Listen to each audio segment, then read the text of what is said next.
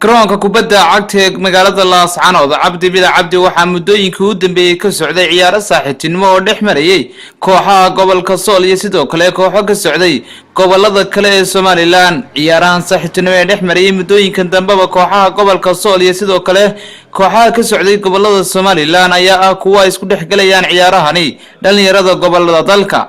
kooxaha heerka koowaad ee gobolka Sool ay hormuud ka ahaayeen kooxda Sool Star, kooxda saxaafadda gobolka Sool, kooxda kooxda ICG iyo sidoo kale kooxda jaamacadda Nugaal ayaa ciyaaro saaxiibtinimo oo kala duwan la ciyaaray gobolada Daadmareed, Buuhoodle, Togdheer iyo gobolka Maroodi Jeex.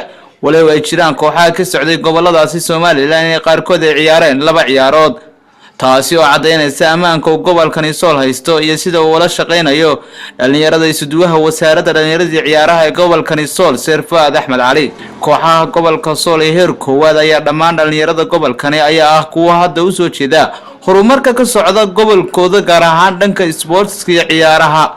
dhankooda taageerayaasha kooxaha gobolkani sida gaarka u kala taageersan ayaa si weyn u soo buux dhaafiyay kaarabuunka garoonka kubadda cagta ee Cabdi Bila Cabdi ee magaalada Laascaanood.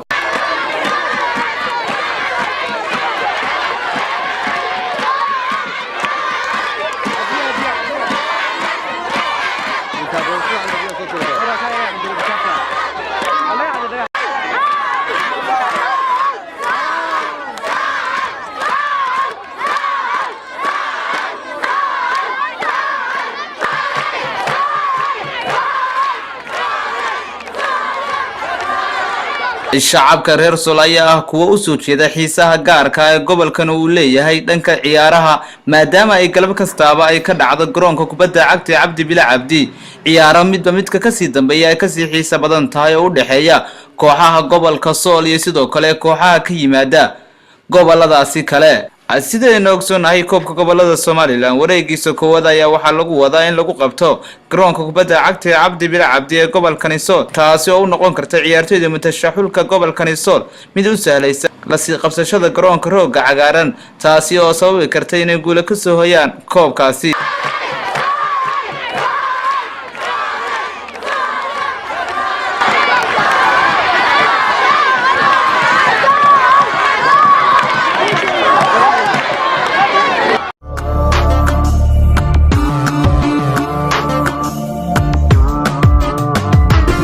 waxaanu kula kulanay garoonka kubadda cagta ee Cabdi Bila Cabdi ee magaalada Laascaanood tababaraha kooxda kubadda cagta ee Burco University ee gobolka Togdheer. kooxdaasi oo ka soo socdaashay gobolka Togdheer oo ku sugan magaalada Laascaanood ee xarunta gobolka Sool, iyagoo ciyaaro saaxiibtinimo la ciyaaray kooxaha heer koowaad ee ka jira gobolka Sool.